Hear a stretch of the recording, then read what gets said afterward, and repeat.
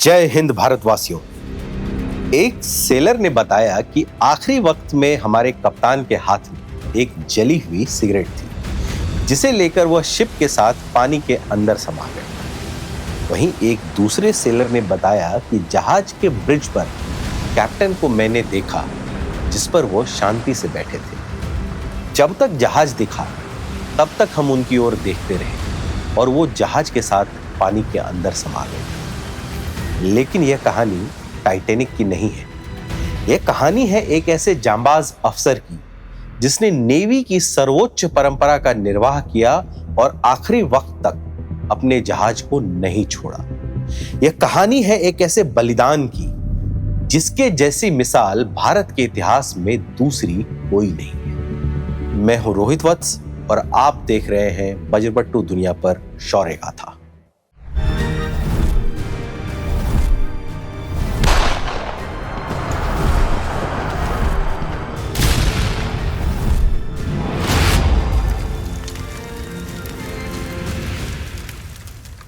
इस एपिसोड में हम बात करेंगे 1971 की जंग में हुई उस ऐतिहासिक घटना के बारे में, जिसके एक हफ्ते के अंदर ही भारतीय सेनाओं ने पाकिस्तान को घुटने टेकने पर मजबूर कर दिया था। हम बात करेंगे कैप्टन महेंद्र नाथ मुल्ला और उनके युद्धपोत INS खुकरी की। 1971 में जब भारत और पाकिस्तान के बीच जंग का माहौल तैयार हो रहा था, तब दोनों देश हर कीमत पर एक विक्ट्री एज लेकर चलना चाहते थे। वह अपनी तैयारी को कुछ इस कदर पूरा करना चाहते थे कि दुश्मन कहीं ना कहीं मात तो जरूर खाएगा। जब भारत ने अपना एयर स्पेस बंद किया था, तो पाकिस्तान ने अपनी नेवी को एक्टिवेट कर दिया। पाकिस्तान ने फ्रांस से खरीदी हुई अपनी शार्क यानी PNS हंगोर को अरब सागर में तैनात कर दिया। PNS हंगोर का काम भारतीय युद्धपोतों पर नजर रखना और जरूरत पड़ने पर उन पर प्रहार करना था। मीडिया रिपोर्ट्स की माने तो इंडियन नेवी को यह पता था कि अगर जंग शुरू हुई तो पाकिस्तान अपनी सबमरीन से मुंबई पोर्ट पर डॉक्ड भारतीय वॉरशिप को निशाना बनाना शुरू कर देगा। इसीलिए वेस्टर्न नेवी कमांड ने यह फैसला लिया कि कई वॉरशिप्स को मुंबई डॉक से निकालकर अलग अलग जगह पर तैनात किया जाएगा। इसी क्रम में 2 और 3 दिसंबर के बीच एक फ्लीट को मुंबई से बाहर निकाला गया। हालांकि तब भारतीय नौसेना को यह पता नहीं था कि पाकिस्तान की पनडुब्बी PNS हंगोर ठीक उनके नीचे बेहद शांत तरीके से मौजूद है। हालांकि अभी जंग का ऐलान नहीं हुआ था, इसीलिए हंगोर ने भी कोई हरकत नहीं की। 4 दिसंबर 1971 को ईस्टर्न और वेस्टर्न फ्रंट पर भारत और पाकिस्तान के बीच में एक भीषण जंग छिड़ गई और इस जंग का एक ही उद्देश्य था, ईस्ट पाकिस्तान जो आज बांग्लादेश है उसको आजादी दिलाना। इसी बीच हंगोर जो अरब सागर में ही मौजूद था, उसको एक टेक्निकल दिक्कत का सामना करना पड़ा। ऐसे में समंदर के अंदर मौजूद सबमरीन को सतह पर आना ही पड़ गया। हंगोर ने पाकिस्तानी नौसेना को सिग्नल भेजने की कोशिश की, जिसे भारतीय नौसेना ने इंटरसेप्ट कर लिया और उसकी लोकेशन का पता भी लगा लिया। पाकिस्तानी सबमरीन दीव के आसपास के इलाके में समंदर में मौजूद थी। भारतीय नौसेना की वेस्टर्न कमांड ने उसे नष्ट करने के लिए ऑपरेशन ट्राइडेंट के तहत ही एक मिशन लॉन्च कर दिया। इस मिशन की जिम्मेदारी कैप्टन महेंद्र नाथ मुल्ला के नेतृत्व में INS कृपाण और INS खुकरी को सौंपी गई। इन शिप्स का एक ही उद्देश्य था, PNS हंगोर को ढूंढना और उसे नष्ट कर देना।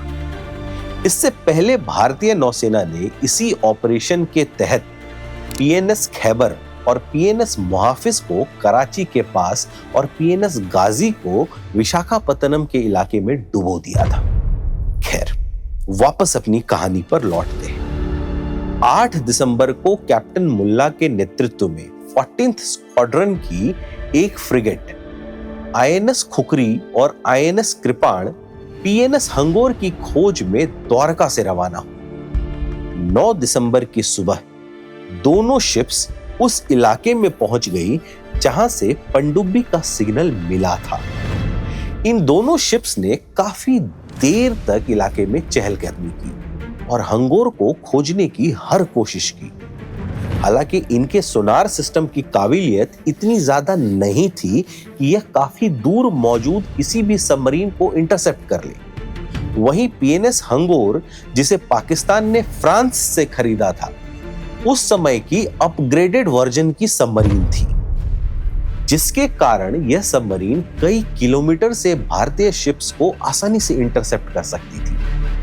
कैप्टन मुल्ला काफी देर तक पाकिस्तानी सबमरीन को लोकेट करने की कोशिश करते रहे, लेकिन सफल नहीं हुए। शिप पर मौजूद क्रू मेंबर्स याद करते हैं कि वो दोनों शिप्स को जिग-जैग वे में चला रहे थे ताकि दुश्मन के हर वार को नाकाम किया जा सके, जिसका उन्हें फायदा भी मिला था।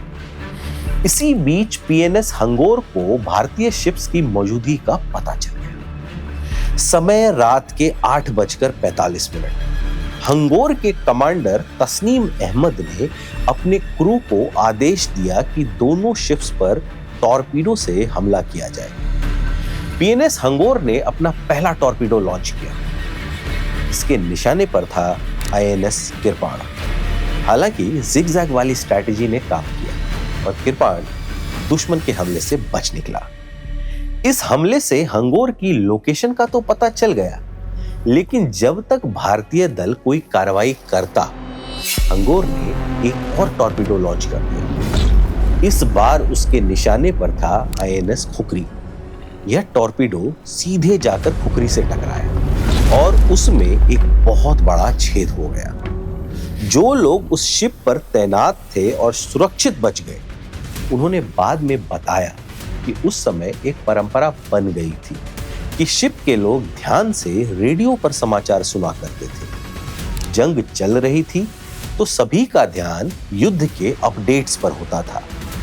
ऐसे में उन्होंने याद किया कि एक जोरदार धमाके से उनका ध्यान टूट गया। इस दौरान रेडियो से आवाज आई, यह आकाशवाणी है। ये बात पूरी होती इससे पहले कैप्टन मुल्ला अपनी कुर्सी से नीचे गिर गए। उनका सर लोहे के हैंडल से लगा और खून बहने लगा। उन्होंने तुरंत खुद को संभाला और अपने जूनियर्स को आदेश दिया कि पता करो कि क्या हुआ है। पीएनएस हंगोर के इस हमले से आईएनएस खुखरी को खासा नुकसान हुआ था। उसमें लगातार पानी भरने लगा। शिप पर मौजूद क्रू को यह तो श्योर हो गया था कि जहाज डूबने वाला है। ऐसे में कैप्टन मुल्ला ने सबसे पहले वेस्टर्न नेवी कमांड के चीफ को यह मैसेज भेजने की कोशिश की। हालांकि समय नहीं था। कैप्टन मुल्ला ने अपने क्रू को कहा, अबैंडन द शिप, जहाज खाली कर दो। उन्होंने आनन फानन में अपने साथियों को बचाने की भरपूर कोशिश की और खुद शिप के ब्रिज पर खड़े हो गए। ब्रिज किसी भी फ्रिगेट का सबसे ऊंचा फ्लोर होता है, जो समंदर से काफी ऊपर होता है।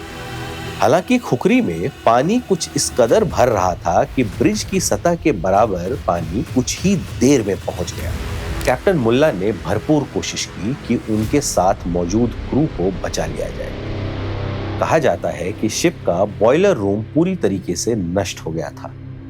इसी कारण से यह जहाज पूरी तरह से टूट भी गया था और करीब 3 मिनट में ही पूरा शिप डूब भी गया। डूबने से पहले शिप पर मौजूद क्रू ने कैप्टन मुल्ला को भी जहाज छोड़ने के लिए रिक्वेस्ट किया। आमतौर पर ऐसा माना जाता है कि शिप का कप्तान अपने शिप को किसी भी हाल में नहीं छोड़ सकता। हालांकि ऐसा कोई नियम नहीं है, लेकिन यह एक अनकही परंपरा है। इसको टाइटैनिक की उस घटना से भी मिलाते हैं जब उसके कप्तान ने अपने शिप को छोड़ने से इनकार कर दिया। दुनिया भर की नेवी इस परंपरा का पालन करती है। इसी परंपरा को ध्यान में रखते हुए कप्तान महेंद्र नाथ मुल्ला ने शिप छोड़ने से इनकार कर दिया। उन्होंने जितना ज्यादा से ज्यादा लोगों को बचाया जा सकता था, उन्हें शिप से उतारा और आखिर में ब्रिज के ऊपर एक हैंडल पकड़कर खड़े हो गए। कहा तो यह भी जाता है कि उनके पास एक लाइफ जैकेट थी जो उन्होंने अपने एक क्रू मेंबर को दे दी और शिप के साथ ही देश के लिए अपना सर्वोच्च बलिदान सुनिश्चित कर दिया। तारीख 9 दिसंबर, समय 8:50 और दीव से करीब 64 किलोमीटर की दूरी पर आईएनएस खुखरी समंदर में डूब गई। कहा जाता है कि कैप्टन मुल्ला के साथ इस शिप में 174 सेलर और 18 ऑफिसर्स भी वीरगति को प्राप्त हो गए। इनमें करीब 67 लोग बचे थे जिन्हें 14 घंटे के बाद बचाया गया। अपने साहसिक निर्णय और देश के प्रति सर्वोच्च बलिदान देने के इस फैसले के कारण कैप्टन महेंद्र नाथ मुल्ला को मरणोपरांत देश के दूसरे सर्वोच्च युद्धकालीन सम्मान महावीर चक्र से सम्मानित किया गया।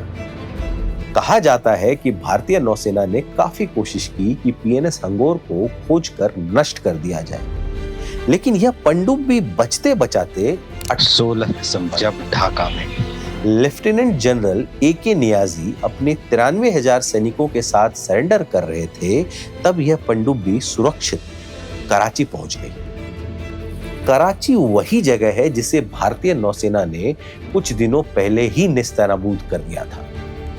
हालांकि हंगोर के कमांडर तस्नीम अहमद को पाकिस्तान ने सितारा-ए-ज़ुर्रत से सम्मानित किया था और 2006 में हंगोर को डीकमीशन कर दिया था। आईएनएस खुखरी ब्लैकवुड क्लास की एक फ्रिगेट थी जिसका मुख्य काम सबमरीन को खोजना और उसको नष्ट करना था। इसे 1945 में यूनाइटेड किंगडम में बनाया गया था। इस शिप में Limbo anti submarine mortar, depth charge, 40 millimetre और 20 मिलीमीटर गन के साथ साथ पुराना ASDIC सोनार सिस्टम लगा हुआ था। भारतीय नौसेना ने दीव में आईएनएस खुखरी मेमोरियल बनाया है। इसमें समुद्र की ओर मुंह किए गए शिप पर सभी वीरगति को प्राप्त करने वाले योद्धाओं के नाम अंकित किए गए हैं। आज भी भारतीय नौसेना के अफसर और सेलर्स आईएनएस खुखरी को सिर्फ एक जहाज के तौर पर नहीं देखते हैं, वो इसे एक परंपरा के तौर पर देखते हैं। वहीं कैप्टन महेंद्र नाथ मुल्ला एक अधिकारी नहीं, अपने ड्यूटी के प्रति एक सेट एग्जाम्पल है। आईएनएस कृपाण और आईएनएस खुखरी, इन दोनों का भारत की सैन्य शक्ति बढ़ाने में और दुनिया में ताकत दिखाने के लिए आज भी सबसे बड़े एग्जाम्पल्स हैं। देश इन्हीं सबमरीन, इन्हीं ऑफिसर्स और इन्हीं वीरगति देने वाले जवानों से बना है। आज जब हम उनके शौर्य को याद करते हैं तो हम समझते हैं कि यह देश उनके बलिदान की मिट्टी पर टिका हुआ है। हम जल्द ही मिलेंगे ऐसी ही एक और कहानी के साथ। आप बने रहें शौर्य गाथा के साथ। जय हिंद।